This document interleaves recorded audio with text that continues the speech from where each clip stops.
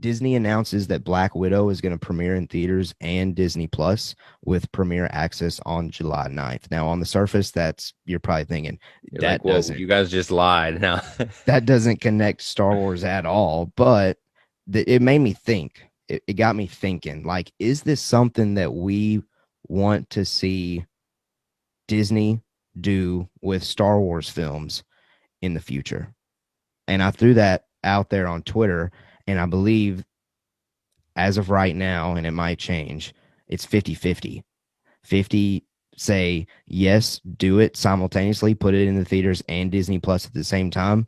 But then the other ones are like, nope, just theater exclusive. So, Zach, what's your take on that? I think I'm right in line with the poll. I think I'm 50-50 50-50. on it, dude. I'm not gonna lie, like I don't know if I can give you an answer. So coming from where I sit right now in 2021, I miss movie premieres so Dude, much. me too. So much. Like I want to sit in a movie theater and have it packed to the brim, not Yeah. have to worry about COVID as much or at all, whatever it comes to be, and just enjoy a movie with people. I miss Yeah. that more than almost anything in this COVID. I'm not Ooh. gonna lie to you. No, I agree. Um, because so many good things have gotten pushed and moved and delayed and blah blah blah blah blah. Mm-hmm. And then they're like, oh, well, just plop it down on Disney Plus. Mm-hmm. It's a win because I can just watch it with my family. It's great. It's easy. It's convenient. Cool. The $30 thing kind of that I rubs don't me the like wrong way a that. little bit. That's the one thing that's telling me no, only do it in theater still. I am That's not fair personally willing to spend $30 on something when I that would you rather paid. spend dollars to enjoy it in a theater. Well, you already pay $8 or $7 or whatever it is Correct. to see it. And I don't understand their business plan on it because they're dropping the Pixar movies for free. Like they're dropping True. the new Pixar movie on Disney Plus. They did Yeah, it with Soul, and they're they doing do it it. with the Luca movie. The reason I'm Okay. I'm locked into Pixar is I have a 1.5 year old. No, that's fair. I mean, Pixar So, makes awesome but movies. that's where I'm going with it is those movies are so good. Like Soul, amazing movie. It was a good movie. Very, very adult, I would say, in terms of the themes. But Hmm. my daughter loves it because it's bright. It's got a bunch of jazz music in it, and she just loves it. Luca looks amazing too. So why would they drop Luca on the Disney Plus and then make us pay for Raya and the Last Dragon, which I just paid $30 to see? Was it Or worth the $30? I don't know. It's a really good movie. It's a Okay. really, really good Okay. movie. Hey, Star Um, Wars plug there. Kelly Marie Tran, I believe, is the that lead is, and she voice. kills it. She kills Okay. it in the role. Great. I love to hear Great. that, man. It's a great movie. She did great. But yeah, I'm getting way off into the No, you're Marvel good, or the man. You're the Disney good. Plus weeds, really. But all this to say, I assume they're dropping the Pixar stuff for free because it's a honestly more of a kids platform. If you look at the Disney scope of everything, it's kids stuff. So that's the only thing I can think. And going to your question of, do I want to see Star Wars do this? I don't think I do. I, Okay. I don't I That's good don't to think hear. I do.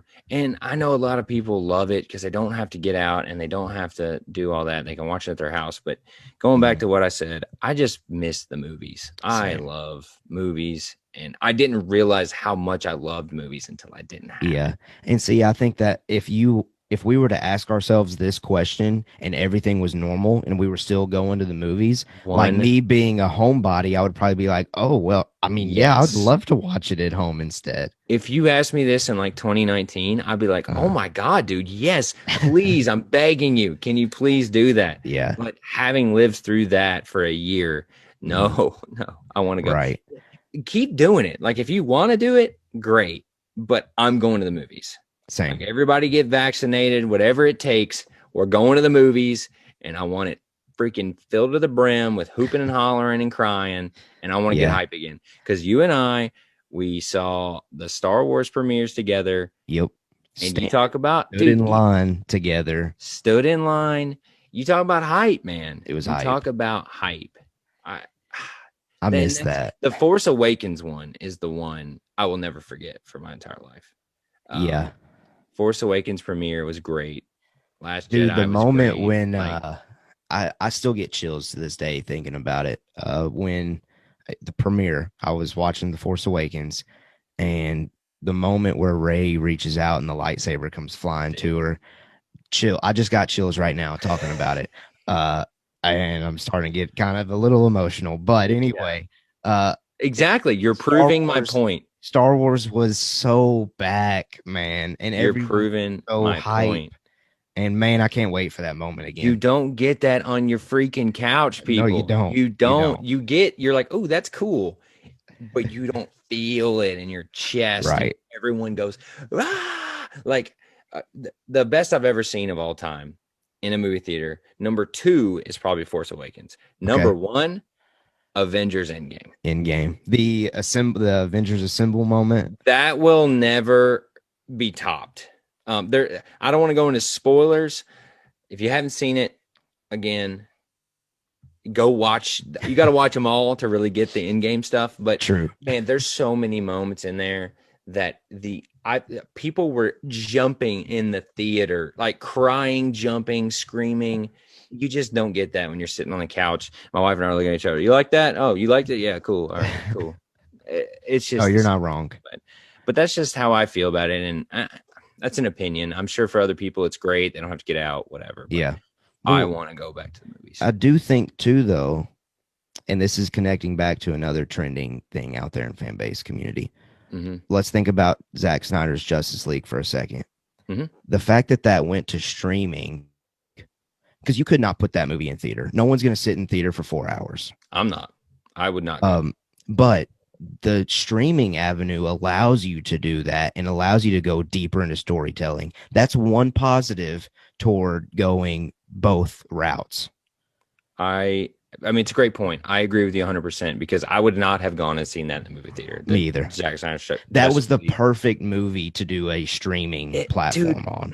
it makes me so upset because it was the perfect, just the whole, everything about that execution was beautiful. The Mhm. marketing, the release, the Snyder cut. Oh my God, it's actually happening.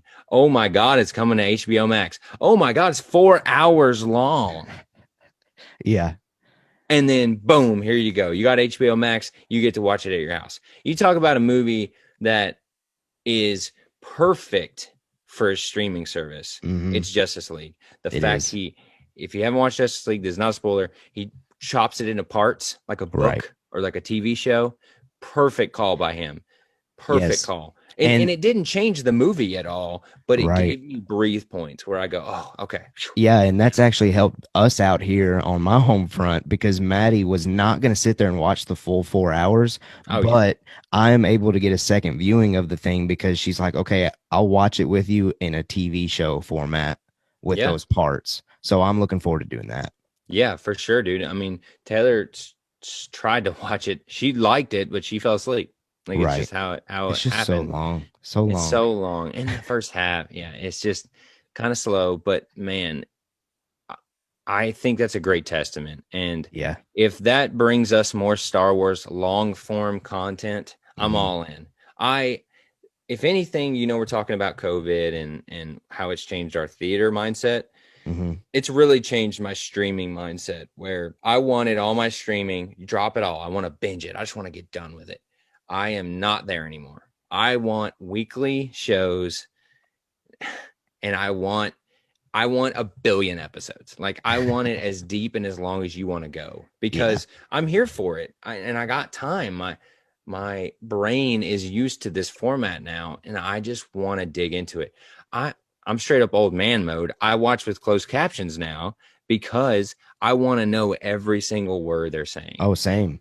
And No, my method is actually first watch, no captions, but second watch, I'm putting them on. Like mm, if it's a project that I'm interested in watching yeah, multiple I times. so I guess I did that on the Mandalorian actually. I watched it the first time without captions and then the Hmm. second time. I didn't mean to do that. I just did it that way. And it was awesome because I catch myself reading the captions, right? You don't Yeah, enjoy it as much. correct. So, yeah, I agree with you on that. But just going back to Disney Plus and dropping it on streaming, I vote no on it. Hmm.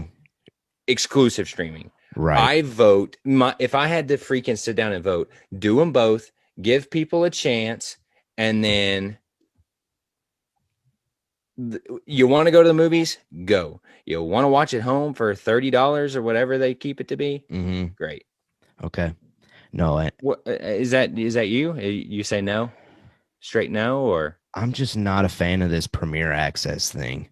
Like, I'm always just going to be committed to the theater if it's just going to be $30 to get Premier well, dude, Access. it's the $30 for me. I'll pay $10. It's the $30 for me, for sure. Like I'll pay $10, like 10 or 15 maybe. Yeah. But $30, that just hurts me. Like, yeah, it does. Man, $30 and I don't get to keep it. Like, it's just right. I get early access to it. It's going to be on there for free in a month. Like, why would I do it? Yeah, that's a great point. But yeah, my opinion on it, again, if you had asked me outside of this year, I'd been like, yeah, put it on streaming so I can see it immediately. Yep. But right now, take me back to theater, take me back to those incredible moments with all those Star Wars teary-eyed, emotional, chilling things that happened.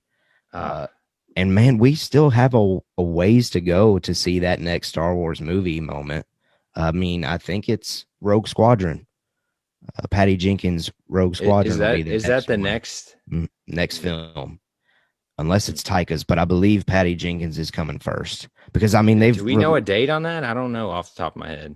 Do we have a date? I don't know off the top either. I don't know if we do, but they haven't released any info about. I mean, they announced Taika's first, but we don't have like a title or anything regarding his. So, and I'm not upset about waiting on. It just happened to work this way, but I'm not upset about waiting for in-person Star Wars, because I want it to be back to somewhat normal so we can all get hype in a theater, to be honest. 1,000%. But yeah, I don't know. Let us know. Tweet at us. What's your thoughts? Or leave a comment.